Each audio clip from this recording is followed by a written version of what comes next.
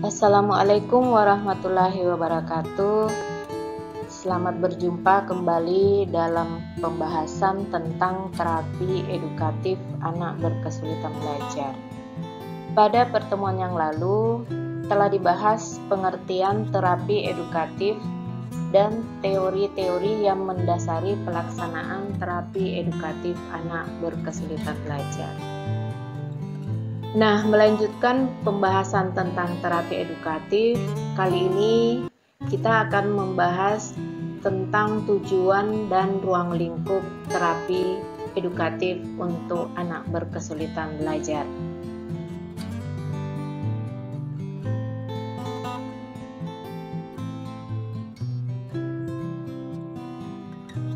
Tujuan terapi edukatif ada 3.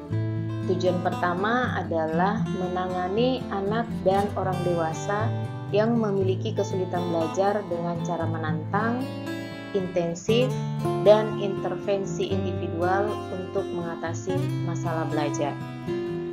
Terapi edukatif tidak hanya berfokus pada anak-anak, tapi juga pada orang dewasa. Bersifat menantang bukan hanya pada siswa, tapi juga menantang bagi guru sebagai terapis.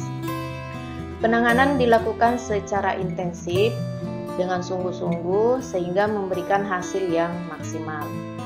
Secara individual karena masing-masing anak memiliki keunikan tersendiri sehingga harus ditangani secara individual.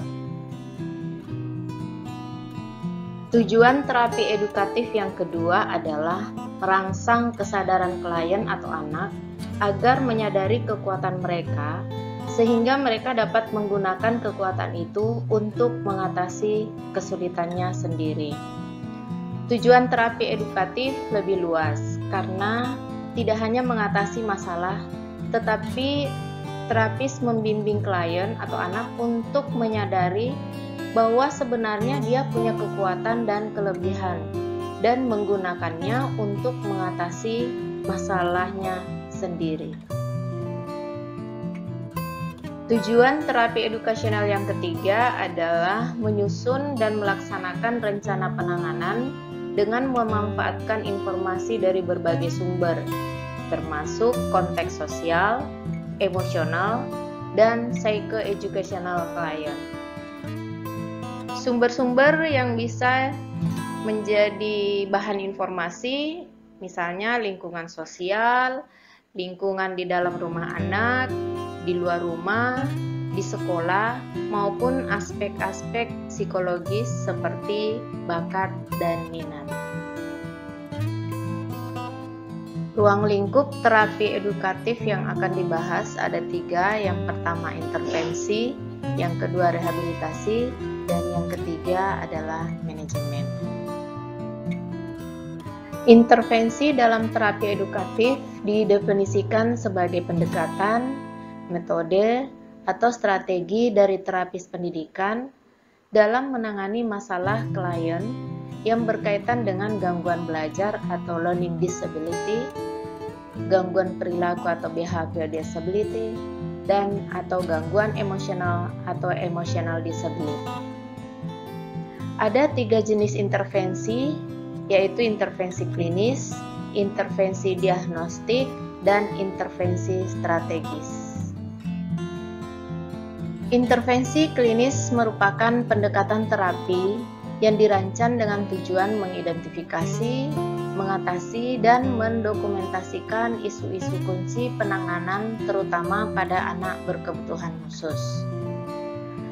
Sasaran utama intervensi klinis ada 2. Yang pertama, untuk mengetahui peningkatan pengetahuan dan keterampilan klien sebagai hasil pembelajaran atau hasil perilaku positif.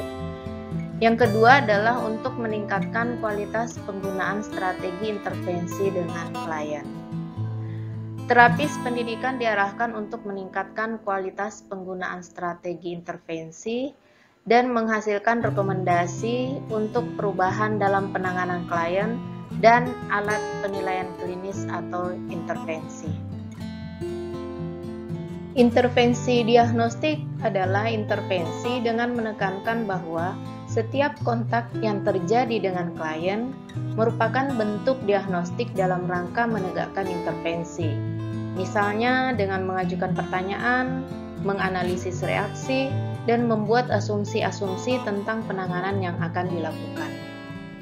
Terapis pendidikan perlu menyadari bahwa pertanyaan yang mereka ajukan dapat mempengaruhi perspektif atau pemikiran klien, serta orang tua atau wali klien, dan anggota dalam tim terapi atau intervensi.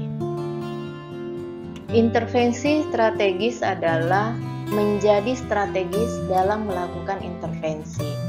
Ini berarti bahwa seseorang terapis pendidikan sedang membuat keputusan berdasarkan berbagai pilihan untuk mengarahkan rencana penanganannya kepada klien dan dengan siapa dia bekerja untuk mencapai tujuan target sebagaimana yang diatur dalam rencana. Intervensi strategis dibagi menjadi dua bagian. Yang pertama menyangkut panduan strategis untuk seorang terapis pendidikan yang bekerja setiap hari dalam penanganan. Yang kedua adalah bagian yang memberikan panduan strategis bagi terapis pendidikan dengan kelompok profesional bahwa ia bekerja secara kolaboratif. Jadi ada dua bagian. Yang pertama panduan yang bekerja setiap hari, dan yang kedua adalah panduan yang bekerja secara kolaboratif. Ruang lingkup yang kedua dalam terapi edukatif adalah rehabilitasi.